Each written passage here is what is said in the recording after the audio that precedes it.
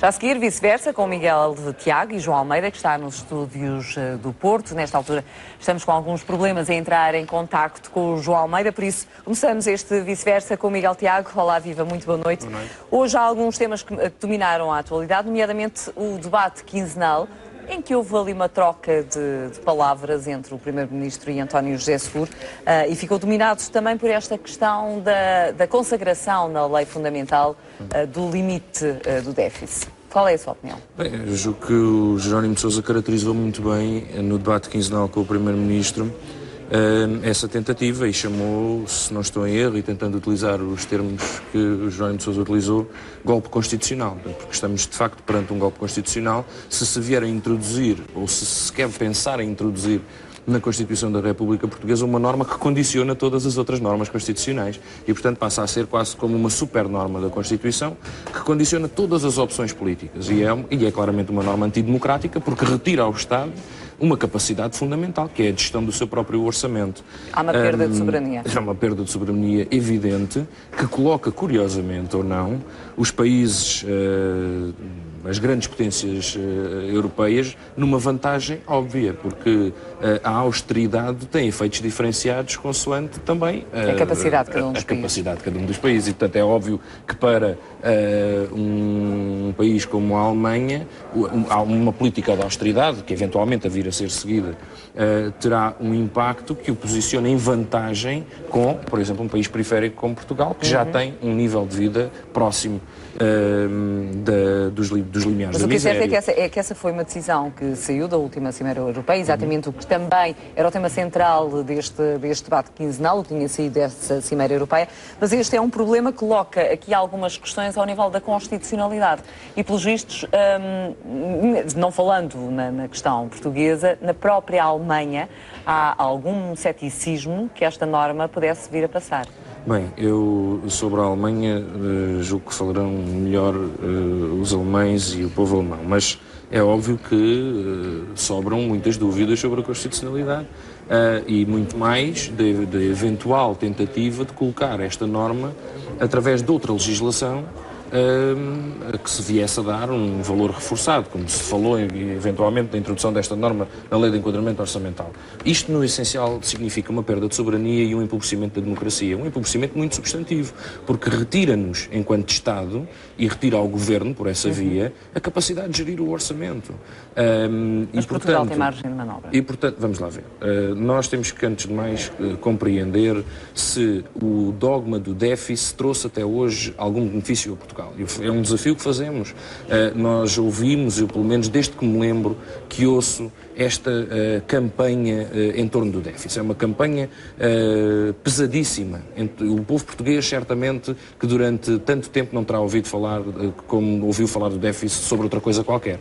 E o que é certo é que todos os esforços que foram pedidos aos portugueses, ou impostos aos portugueses, melhor dizendo, que resultam do simples facto de o país consumir mais do que produz, e porquê que consome mais do que produz? Porque deixou de produzir, tão simples quanto isso. Obviamente que o consumo terá aumentado também, mas a produção estagnou, aliás, foi destruída nas pescas, na agricultura, na manufatura, na indústria transformadora, praticamente em todos os setores. E, portanto, obviamente que estamos sempre numa situação em que o déficit orçamental se evidencia. O problema é, vamos usar o déficit orçamental como um trampolim para resolver o problema que temos de crescimento ou de não crescimento, ou vamos dogmatizá-lo e estancar toda a despesa do Estado. Ou seja, políticas financeiras versus políticas económicas. Vamos ouvir o João Almeida. Muito bem. Nesta altura já está o nosso problema resolvido. João, olá, viva, muito boa noite. Olá, boa noite. Vamos começar exatamente por esta questão do debate quinzenal e a questão da imposição da consagração na lei fundamental, portanto, na Constituição,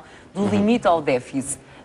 Foi um assunto que dominou o debate e, pelos vistos, dominou também a Cimeira Europeia, precisamente o tema central do debate quinzenal. Mas isto é viável ou não? É viável. Boa noite, antes de mais nada, é perfeitamente viável. Aliás, eu devo dizer que... Não gera quaisquer dúvidas de constitucionalidade? Pode gerar dúvidas de discussão de constitucionalidade, não, até porque é a consagração na própria Constituição de uma norma. Pode gerar dúvidas do ponto de vista político, se as pessoas entendem que é um tipo de norma que deva ou não figurar no texto constitucional. Esse debate político é absolutamente legítimo. Da parte do CDS há um especial à vontade em discutir esta matéria nesta altura, porque já na legislatura anterior, antes de qualquer início do programa de ajuda externa, até antes de Portugal ter pedido esta ajuda externa, quando formalizámos a entrega do nosso último projeto de revisão constitucional, nós já introduzíamos esta regra. Porque nos parece, nós, do ponto de vista do CDS, a introdução desta regra na Constituição ou numa lei de valor paraconstitucional não tem a ver com uma imposição de uma decisão ao nível europeu, com uma imposição da França ou da Alemanha, ou com qualquer lógica atual de debate político. Tem a ver com um compromisso intergeracional sério. Apesar do Presidente da República ter feito logo uma declaração sobre essa matéria, não concordando. Muito bem, e o CDS também logo na altura comentou dizendo que não concordava com essa posição do Sr. Presidente da República e de facto discorda em absoluto. O que está aqui em causa é proteger as futuras gerações dos erros políticos das gerações atuais. Porque o que tem acontecido em Portugal é que com déficits sucessivos são as gerações futuras que vão ser chamadas a pagar cada vez mais impostos. E as presentes? Porque não haja dúvida de uma coisa, os déficits de hoje geram dívida e a dívida gera impostos de amanhã. E, portanto, a questão do equilíbrio orçamental não é uma questão dogmática de uma determinada corrente de política financeira ou de política económica. A questão do equilíbrio das contas públicas é uma questão de responsabilidade em democracia, porque nenhuma geração tem o direito de se considerar de tal forma iluminada que sabia tão bem aquilo que devia fazer que gastou mais do que aquilo que conseguiu gerar. Mas que se defende dizendo nós geramos mais do que aquilo que nós gastamos mais do que aquilo que conseguimos gerar porque estamos a fazer aquilo que é certo. Bom, será isso que terão pensado os nossos governantes nos últimos anos. Infelizmente a consequência não é essa. Nós somos massacrados cada vez por mais impostos e sabemos que as futuras gerações pagarão ainda mais. Isto algum dia tem que ter um fim. Deixa-me ouvir o Miguel Tiago. Deixa-me ouvir. Direito de resposta agora. Autocrítica e porem esse fim. Direito de resposta agora do Miguel Tiago. Eu acho uma tremenda piada a utilizar as gerações futuras para justificar o castigo às gerações atuais. É que os desmandos e os gastos e os luxos de uma parte das gerações atuais está a ser pago por outra parte das gerações atuais. E, curiosamente, são os luxos de uma pequeníssima parte da população atual que está a ser pago pela esmagadora maioria. Portanto, não vamos trazer para aqui aqueles que ainda não votam, que são as gerações futuras, mas aqueles que hoje votam e já são castigados pelas políticas, curiosamente, dos mesmos carrascos que até hoje têm vindo a sacrificar o povo português e que agora vêm dizer não vamos sacrificar ou seja, aqueles que até aqui nos trouxeram, que praticaram as políticas que colocaram o país neste estado. Como dizia o Jerónimo de Sousa hoje, que o povo português pagou todas estas, tudo o que entrou em Portugal. Pagou com o desmantelamento da produção e entregou em espécie, digamos assim, cada euro que aqui entrou. E, portanto, eu acho que é de uma certa desfaçatez até vir um deputado do CDS, que é um dos partidos que sustenta a maioria e que sustenta o governo e que está neste momento a praticar esta política de esbulho e de roubo aos portugueses, vir aqui dizer que não é tolerável mais impostos e que não podemos suportar mais impostos, quando é o governo que mais aumentou os impostos, que sobrecarregou, não só através dos impostos, mas através do roubo direto do subsídio de férias e do subsídio de Natal, que agora aumenta a carga horária dos trabalhadores num retrocesso civilizacional que nos faz regredir há quase uma centena de anos atrás, e vir aqui dizer que não é tolerável mais João Almeida. Mas repare, em benefício, supostamente, de uma geração futura. E eu partamos então do princípio benévolo de que o senhor deputado João Almeida conhece as necessidades das gerações futuras e que as está a salvaguardar, prejudicando as gerações atuais, o que é assim mesmo. João Almeida, sabemos acima de tudo que ninguém quereria era pagar estes impostos todos, não é? Por não conhecer aquelas que são as opções das gerações futuras, é que eu não tenho direito nem de decidir em nome dessas pessoas, muito menos de gastar dinheiro em nome deles e de gastar dinheiro que lhes vai ser cobrado. Não considero ter esse direito. Depois, por outro lado, mas tem direito a impor às atuais. Não. As atuais, nós vivemos numa democracia. Portanto, atualmente, os políticos são aqueles que o povo escolhe. Sim. E são aqueles que o povo, na eleição seguinte, julga. Infelizmente, não curiosamente, os cidadãos não têm nem escolhido o PCP, nem escolhido essas políticas. Isso passa sem democracia. O PCP governou em Portugal, a seguir a um período revolucionário, antes de haver eleições. A partir do momento em que houve eleições, deixou de governar. Portanto, estas opções não são opções impostas, ao contrário do que diz o Sr. Deputado Miguel Tiago, porque nessa lógica eu não estou, confesso a minha incapacidade, habilitado para essa discussão, para esse léxico revolucionário do esbulho, do roubo. Não faço nesses termos, porque manifestamente não tenho habilitações para isso. Ao ladrão convém que a vítima dê consentimento, que eu não domino, não há nada mais e confesso não dominar. Agora, relativamente a este tipo de opções políticas, convém dizer que a política de déficits altos foi o que nos trouxe até aqui. Nós pedimos ajuda externa. E o que é que gerou o déficit alto? Porque em 6 anos de governação do Partido Socialista, nós duplicámos a nossa dívida.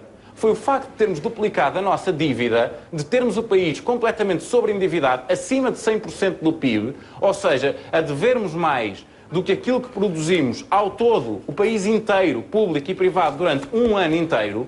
Nós chegámos a este ponto e por isso é que temos que pedir ajuda externa, e por termos que pedir ajuda externa é que temos que aplicar todos estes impostos. Eu gostava, interessante, de desinterromper só para dar também um dado que acabou de me ser indicado, que a Moody's baixou a nota da Bélgica em 2 níveis. Portanto, isto significa que havia aqui também uma ameaça, isto também na sequência do que era hoje o debate quinzenal, que era precisamente as conclusões do Conselho Europeu e toda esta ameaça que surge e paira no ar sobre a Europa. Havia realmente o risco de corte de rating, nomeadamente a Espanha, Itália, a Bélgica, a Eslovénia, a Irlanda e Chipre.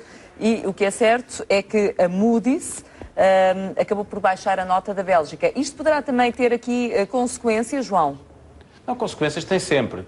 Nós temos 2 problemas com os quais temos que lidar aqui. Um é a capacidade de resposta da Europa. E ainda hoje o Primeiro-Ministro disse, ontem o Ministro dos Negócios Estrangeiros já o tinha dito, e eu concordo com essas posições, o Conselho Europeu ficou aquém daquilo que devia ter sido uma resposta europeia. E, portanto, não conseguiu descansar os mercados? Não, depois, esta é uma parte do problema. Depois, relativamente aos mercados também, e designadamente em relação às agências de rating, o CDS tem e fez, inclusivamente, um estudo sobre isso, liderado pelo Dr. Diogo Feio, e Sim. Tem que haver, ao nível europeu também, uma melhor regulação daquilo que é a anotação ao nível Mas isso é algo que é defendido há anos e o que é certo é que não segue em frente, sempre, não é? Mas aplicando regras que permitam que o funcionamento do mercado, e isso ao contrário do que muitas vezes a esquerda diz, o CDS não defende um mercado desregulado, defende um mercado regulado. Muito bem, deixa-me ouvir agora o Miguel Tiago em relação... Sejam regras que impeçam que este descontrole gere também este tipo de situações. Agora, é evidente, nós temos que perceber uma coisa, nem com Portugal, nem com nenhum outro país, não é por proclamar soluções que os mercados vão reagir. É preciso que essas soluções funcionem. Têm que ser concretizadas, não é só anunciá-las, é fazê-las. Que mais importante que decidir é aplicar as decisões. E a Europa não tem sido capaz de aplicar não as consegue colocar na prática. As decisões, e isso obviamente faz-se refletir depois no rating. Exatamente. Agora, Miguel Tiago, um comentário exatamente a esta descida da nota da Bélgica, portanto em 2 níveis, isto feito pela Moody's, quando a Fitch ameaçava descer o risco, também cortar as notas de risco da dívida de 6 países europeus, onde está também a Bélgica. Portanto, a situação aqui começa a agravar-se na Cimeira Europeia, que apesar de vai haver um novo Conselho Europeu dentro de mês e meio, também já se anuncia provavelmente uma nova reunião do Eurogrupo, provavelmente para a semana ou para a outra, ainda não há data definida. Um comentário. Quando estamos a 3 minutos do fim. É muito difícil para mim, enquanto comunista, jogar neste jogo neste linguajar que ninguém entende, que ninguém percebe dos mercados. E nós o que sabemos é que foi a política de submissão ao mercado e de rastejar de mão estendida e de fazer aquilo que os mercados nos vão pedindo que nos colocou neste estado. E como é que então reage? Não foi certamente uma política de soberania, não foi certamente uma política de desenvolvimento nacional, não foi certamente uma política de valorização dos portugueses e do trabalho dos portugueses, foi precisamente o contrário. Desvalorização do trabalho, ataque à produção e foi sempre a bem dos mercados. E vejamos, mesmo os países que se mostram como bons alunos alunos. E Portugal, neste momento, a seguir a receita da Troika e a cartilha capitalista e da Europa, à risca e até às vezes com mais vigor, castigando os portugueses com toda a força. E se o senhor deputado achar que isto são anúncios, os portugueses que já ficaram sem metade do subsídio de Natal e que vão ficar sem subsídio de Natal e de férias, se calhar acham que não são só anúncios,